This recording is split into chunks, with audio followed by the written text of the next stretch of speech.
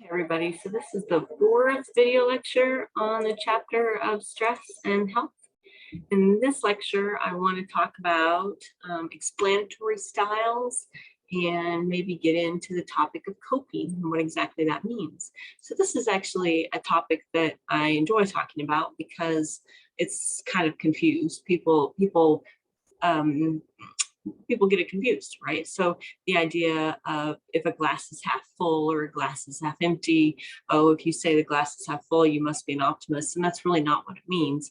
What both of these concepts are about is how do you explain what happens to you? How do you explain the good things and the bad things? So there's a couple different variables. Do things happen to us because they are beyond our control? So they're like external, they're outside of us. Are they always going to be that way? Are they temporary? Do they apply to everything, or do they apply just to this one thing? And what's really interesting, so let me just give you an example. If you bomb a test, right? You think of the last time you totally screwed up on a test. Do you say to yourself, well, I failed that test because I'm just dumb and I'm always dumb and I'll fail every test? That's the way a pessimist answers that question. Or do you say, well, I failed the test because I didn't have time to study. I'll have time to study next time, and this is a one-time thing. That's an optimist, right? So the difference between an optimist and a pessimist explain the bad things. The bad things are external and temporary and specific, right? Or are the optimist external? Sorry, I always have to think about that. The optimist says they are external, just right here, right? Right here. The optimist says bad things are external, temporary, and specific. The pessimist explains bad things as they're always going to be bad, so they're permanent, they're pervasive, and it's about me. There's something wrong with me, and I'm always going to be this way, right? Now, that's how they explain bad things. Good things is just reverse. When something happens to when something good happens to an optimist, right? It just happens this one time. It's not going to happen again. It just, let's see, what does it say? So good things are always going to happen. Yeah, there we go. It's the other way around.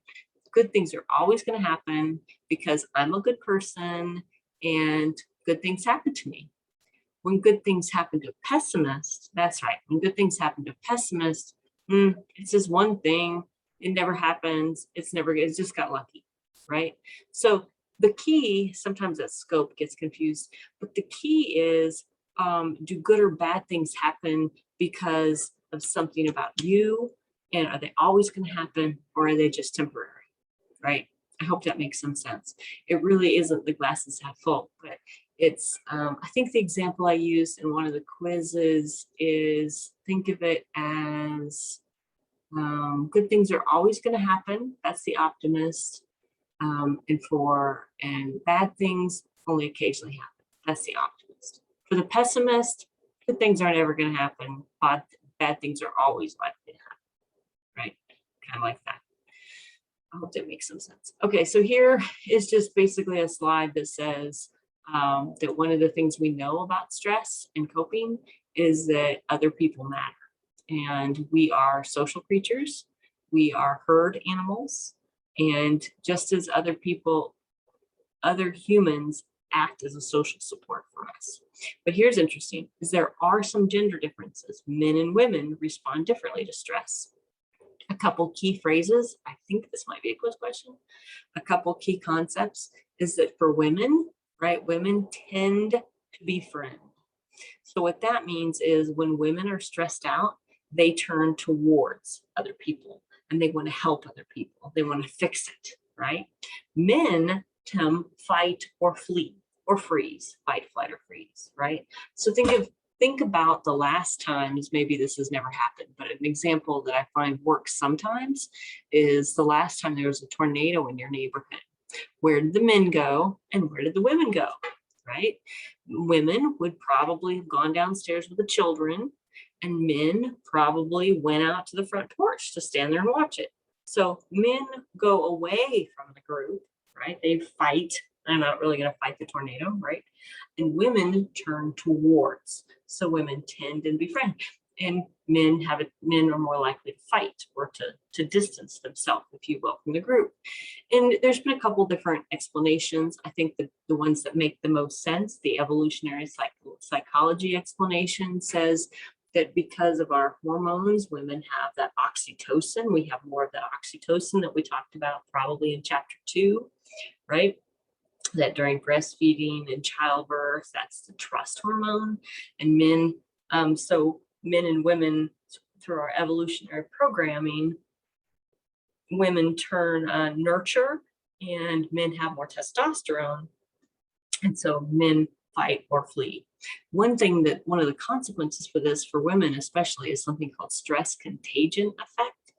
And stress contagion is simply a fancy way of saying that sometimes women experience they experience the stress of others, that the pain and suffering and stress caused by someone they care about is contagious, and they start to feel it too. I mean, I'm sure you can think of some females in your life that have probably observed that when their children are stressed out, that stresses them out. I don't know, I don't know that my husband would say that when when our children are stressed out, it stresses him out. It keeps me awake at night. I don't think it keeps him awake at night. That's something called the stress contagion effect. Coping is simply how do we deal with stress, right? And there's something called a group of behaviors called problem-focused coping versus emotional focused coping. Now think back to, there's some connection with these different types of coping going back to when we were talking about your explanatory style, right? Your locus of control.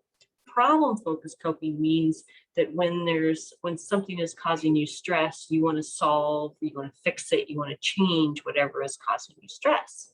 Emotional focused coping is when you change the way you think about things. And this is useful depending upon if you have control over the situation or if you don't. When we have control over a situation and there's something we can do about it, then it makes sense to be problem-focused coping, because when something is causing you stress, you can focus on it and you can fix it, right? That's how you deal with your stress. But sometimes we may not be able to fix it because it's not fixable, right? And in that case, it may be more beneficial for us to deal with the way that we feel about it, to change our perspective, which there's a couple different kinds here. There's a whole list of them. But things like, one of the scales that's attached to this chapter asks you about your coping strategy. And specifically, it asks, are you an active, like are you a doer? Is that how you cope, which would be a problem-focused coping? Or are you a thinker and a feeler? And there are some thinking and feelings that are not really the best approach. For instance, avoidance. Avoiding is not the best strategy. Sometimes we might need to distract ourselves for the time being, right? And that's how we cope, because we can't do anything about the fact that our dog died, right? We can't do anything about that. And we might cope by shifting our attention. I would argue that's not exactly the same thing as avoiding, right? That would be more like distracting. But these are ways that we deal with stressors in our life. So when you get to that scale, look closely. How do you do it? Are you an escapist, which is a way of distracting? This slide here, I think we only got 2 slides left. This slide is more of the same, right? Oops, fiddlesticks. But particularly, would be an example of that cross-cultural psychology stuff, right? How in individualistic cultures like ours, we live in a culture that we're told, pull yourself up by your bootstraps, keep your eyes on your own work, take care of yourself kind of thing. We are more likely to be a problem-focused society. We encourage, if something stresses you out, do something, right? And fix your own problem. In collectivist cultures, right, we emphasize on personal autonomy. It's your responsibility. You take care of yourself. You lay in the bed with, how does that phrase go? And you got to lay in the bed that they made, or something like this, right? In a problem-focused culture, we're less likely to ask for help. If I were to ask you, and I will in another chapter, would you rather be the helper or the helpee? Almost always, well, no, always. Every time I've asked a group of people this, they always would prefer to be the helper, right? Much prefer to be the giver of help than the receiver of help. How many people feel comfortable asking for help? Very few people feel comfortable asking for help, right? That's a phenomena of a problem-focused coping. In a collectivist culture, in a culture where we are nurtured to take care of each other, right? Where emphasis is less on the problem, but more on the reaction to the problem. How do we respond? Right? Where's this emphasis on control and reaction? They are more of an emotional focused culture because it's less about solving the problem and it's more about how you react to the problem. So in collectivist cultures that are more emotionally focused, I'm thinking like Asian cultures, right? Where it is not appropriate in those cultures to show great emotion, right? We internalize our stress. We internalize the bad things where probably don't ask, well, I don't know about the asking for help necessarily, but the approach is more to change. We cope by following the appropriate emotional expressions by replying that way. Oh, and then this is a little slide I stuck in a couple semesters ago about different ways. You know, you probably all seen all these. Make sure you're getting enough rest. Exercise releases endorphins. You know, avoid using drugs, mind-altering substances. If you're already in a bad mood, most drugs only make you feel like you're in a worse, only exaggerate it. Learn some mindfulness practices, some relaxation. And then, you know, I'm a big proponent of find a professional to talk to. Okay, that wraps up this chapter. And the next chapter, I don't know, social psych or personality. I don't know which one comes next.